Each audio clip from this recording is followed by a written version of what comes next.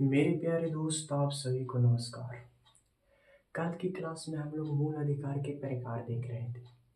उसमें कल की क्लास में हम लोग बताए थे क्या, समता का अधिकार जो अनुच्छेद 14 से लेकर 18 तक की बात में निहित है। तो 14 से 18 के बीच में एक अनुच्छेद आता है 16। वह 16 कल की क्लास में हम लोग नहीं देखे थे। आज हम लोग 16 को पूरी तरह से कंप्लीट करेंगे, क्योंकि 16 एक बहुत बड़ा अनुच्छेद है, इसलिए कल की क्लास में नहीं हो पाया था। तो उससे आगे आज की क्लास में 16 हम लोग अनुच्छेद को कंप्लीट कर लेंगे। तो देर न करते हुए इस क्लास को स्टार्ट करते हैं मेरे प्यारे दोस्त, वीडियो में बने रहिएगा। जैसा कि क्या है, अनुच्छेद 16 क्या कहता है, ये अनुच्छेद लिखा हुआ है। क्या लिखा हुआ है? ये अनुच्छेद लिखा हुआ। जैसे अनुच्छेद 16 कहता है, लोक नियोजन के विषय में अवसर की क्षमता। क्या है? लोक नियोजन के विषय में, लोक नियोजन के विषय में क्या अवसर की क्षमता, क्या अवसर की क्षमता, यह अनुच्छेद 16 एक कहता है। अनुच्छेद 16 दो क्या कहता है? किसी व्यक्ति के प्रति, क्या बोलिएगा, किसी व्यक्ति के प्रति मूल वंश, जन्म स्थान तथा उद्भव के आधार पर, क्या बोलिएगा, मूल वंश, जन्म स्थान तथा उद्भव के आधार पर, उसके आधार पर, लोक नियोजन के आधार पर या उद्भव के आधार पर उस व्यक्ति के साथ भेदभाव नहीं करेगा। उस व्यक्ति के साथ क्या करेगा? भेदभाव नहीं करेगा। जैसे मूल वंश और जन्म स्थान तथा उद्भव के आधार पर या लोक नियोजन के विषय में, उद्भव के आधार पर या लोक नियोजन के विषय में क्या करेगा? भेदभाव करने की मनाही, यानी भेदभाव नहीं करेगा। क्या नहीं करेगा? भेदभाव नहीं करेगा। किससे भेदभाव नहीं करेगा? या तो मूल वंश हो या जन्म स्थान के आधार पर या उद्भव के आधार पर भेदभाव नहीं करेगा। यह अनुच्छेद 2 में कहता है, 16(2) में कहता है। अनुच्छेद 16(2) लिखा हुआ है। और 16 का 3 क्या कहता है? 16 के 3 क्या कहता है, देखिएगा, संसद चाहे तो, क्या चाहे? संसद चाहे तो राज्य के अधीन किन्हीं लोक सेवाओं के निवास में, किन्हीं लोक सेवाओं के निवास को आवश्यकता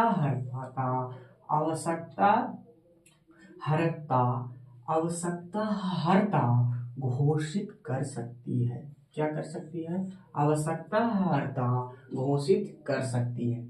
उसके बाद आता है 16(4) क्या कहता है? यदि राज्य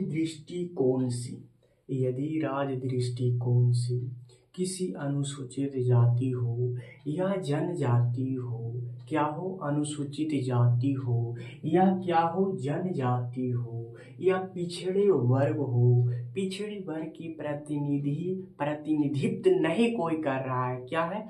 पिछड़े वर्ग की प्रतिनिधित्व कोई नहीं कर रहा है, तो उसके आधार पर भी सरकार उसे क्या दे सकती है? लोक नियोजन के आधार पर क्या दे सकती है? छूट दे सकती है। क्या दे सकती है? भेदभाव नहीं कर सकते या छूट दे सकती है। किसके अंतर्गत? यदि राज्य दृष्टिकोण से कोई भी अनुसूचित जाति हो या जनजाति हो या पिछड़ा वर्ग हो, इसका प्रतिनिधित्व नहीं कोई कर रहा है। क्या? इसका जो प्रतिनिधित्व नहीं है, तो पर में भी इसको अनुच्छेद 16(4) का लाभ मिलेगा, यानी इसके आधार पर कोई भेदभाव नहीं करेगा। जैसा कि अनुसूचित जाति और पिछड़ा वर्ग का कोई प्रतिनिधित्व नहीं कर रहा, जैसे पार्लियामेंट में बैठा हुआ है, संसद के पार्लियामेंट में, तब जाति, जनजाति और पिछड़ा वर्ग का कोई उसको प्रतिनिधित्व नहीं है, तो पर भी सरकार उसे नहीं कर सकता है? भेदभाव नहीं कर सकता है। यही अनुच्छेद 16(4) कहता है। 16(4) भी कंप्लीट, 16(3) भी कंप्लीट। और 16(5) कहता है, मोस्ट इंपॉर्टेंट में से एक है। 16(5) क्या कहता है? 16(5) कहता है सार्वजनिक पद। सार्वजनिक पद जैसे कोई भी सार्वजनिक पद हो, जैसे शिक्षण संस्थान में कोई अगर सार्वजनिक पद हो, वह धर्म से विशेषज्ञ हो, किसी भी धर्म से विशेषज्ञ हो, चाहे ब्राह्मण हो, क्षत्रिय हो, वैश्य हो, शूद्र हो, इसकी सरकारी नौकरी के लिए कुछ सीट क्या होती है, आरक्षित होती है। कुछ सीट क्या रहती है, आरक्षित रहती है। यह 16 का अनुच्छेद 16 का उल्लंघन नहीं है। कोई भी अगर धर्म हो, कोई भी सार्वजनिक पद हो, उस सार्वजनिक पद के लिए कोई भी धर्म हो, जैसे ब्राह्मण हो, क्षत्रिय हो, वैश्य हो, शूद्र हो, इसके लिए सरकार एक पद क्या कर सकती है, आरक्षित रख सकती है। यह अनुच्छेद 16(5) कहता है। अनुच्छेद 16(6) क्या कहता है? पहले बात तो अनुच्छेद 16 कब जोड़ा गया? तो 103वें संविधान संशोधन